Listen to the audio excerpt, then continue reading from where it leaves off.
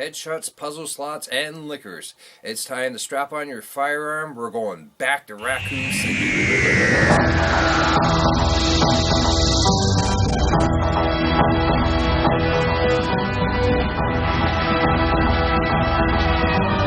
Hello everyone, I'm Triple J and welcome to Brain Food, where I tell you what's yummy and nutritious for your head. Now, for today's episode, I'm going to be reviewing novelist S.D. Perry's novelization of that classic Capcom game, Resident Evil 2. Why? Well, after E3 this weekend, one of the surprise announcements I saw was that there was indeed a remake of Resident Evil 2 that's fully underway. There was some mention, some news of it about, say 4 or 5 years ago, but nothing really concrete since. Now, we had this incredible demo in this trailer, so I thought, why not check out one of my comfort reads?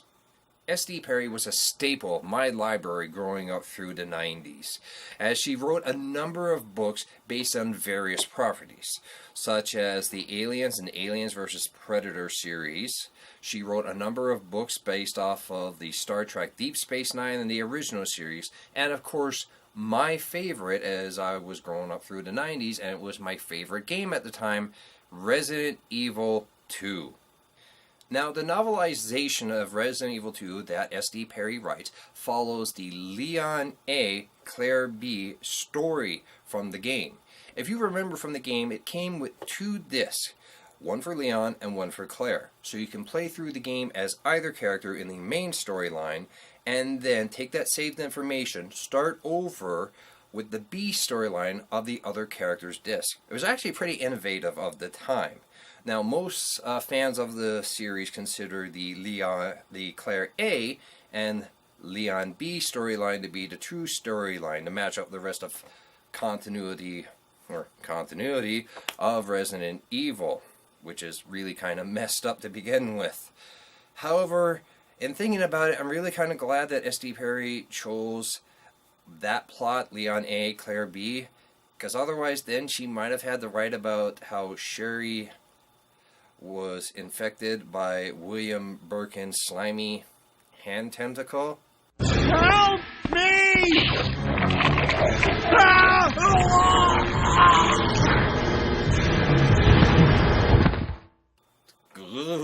Oh. Now, pro-fiction, which is what I like to refer to as the novelizations of popular video game properties, can be quite a hit or miss piece of fiction, I've found. You could debate that for just about any other genre of fiction, but I just found video game novelizations fall victim to this, like really, really easily. It all depends on the author and what kind of story they get to tell with that universe. For example, you could end up with a really excellent story about a side character and basically a prequel to the game that really works on expanding the character in a wonderful way. I am talking about, of course, N.K. Jemisin's and Mac Walters' Mass Effect Andromeda Initiation, which is basically about Cora Harper and is really good.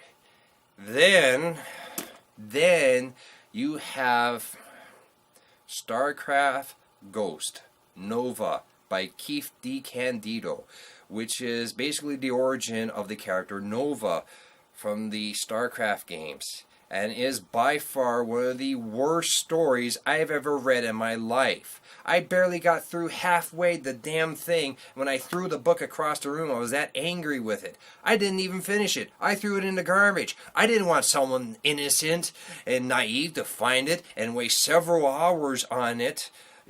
I couldn't help myself if that happened to someone. I'm not angry anymore about that book. Fortunately, S.D. Perry belongs with Mac Walters and N.K. Jemisin in that section, the good section. The other thing that really makes me wonder whenever I come back to this book is the thought of how much of the gameplay elements are taken out in order to tell a coherent story of beginning to middle to end for novelization. After all, we're dealing with 2 very different mediums of storytelling. In a novel, you're very much, passive. You don't bring your own, the novel doesn't bring its own music, you bring your own music. whereas the gameplay is, well, obviously, very much interactive. How much of that does an author have to think about to bring into the book? For example, the puzzle piece in Chief Iron's office, not in the book. In terms of a novel, in that kind of story setting, it would be really awkward to put in. However, the chess pieces for the sewer escape that you find for either Leon or Claire are there. But they're in there in such a way that it doesn't, well, interrupt the story. The other thing that really makes me wonder when I think about the novelization is how much creative freedom does the author have in not just writing the story, but in fleshing out the characters. One of the really nice things that S.D. Perry was able to do in the novel was to show a deeper side to all the characters you come across, not just the characters you play in the game, Leon and Claire.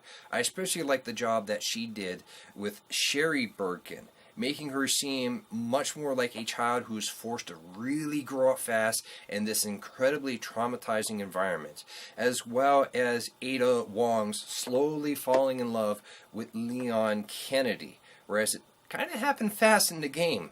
Now, part of that I would sort of place the blame on the game for having, well, maybe awkward writing, as well as the fact that, it's a video game, and in that day and time, you were still dealing with a limited amount of space, so you really had to concentrate on gameplay.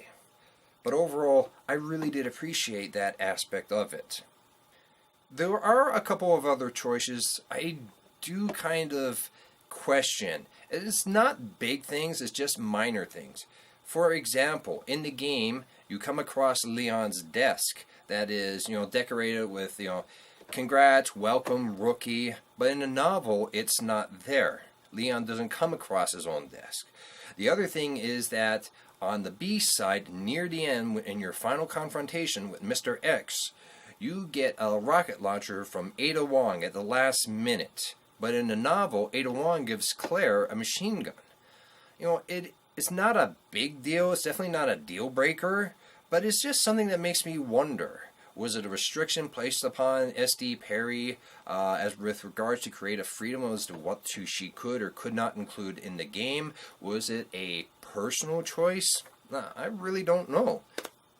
Overall, I still enjoyed the novelization of Resident Evil 2, which is called City of the Dead. And you should check it out. It's funny, it's suspenseful, it's definitely, a bit horrifying in places. And that's more from my having read it over and over again so many times, rather than it not being, suspenseful or horrifying. So, I even still have all the paperbacks of all 7 books basically in a tin in the closet, not a tin, but a case in the closet there somewhere, right up to book 7, which is 0 Hour, based off of Resident Evil 0, which was a prequel starring Rebecca Chambers and a new character that takes place prior to Resident Evil 1, and tells the story of the ill-fated Beta team from STARS. So, before the remake comes out in 2019, please check out S.D. Perry's Resident Evil 2 novelization, City of the Dead. You will enjoy it. I'm Triple J. That's all I got left to say. Take care.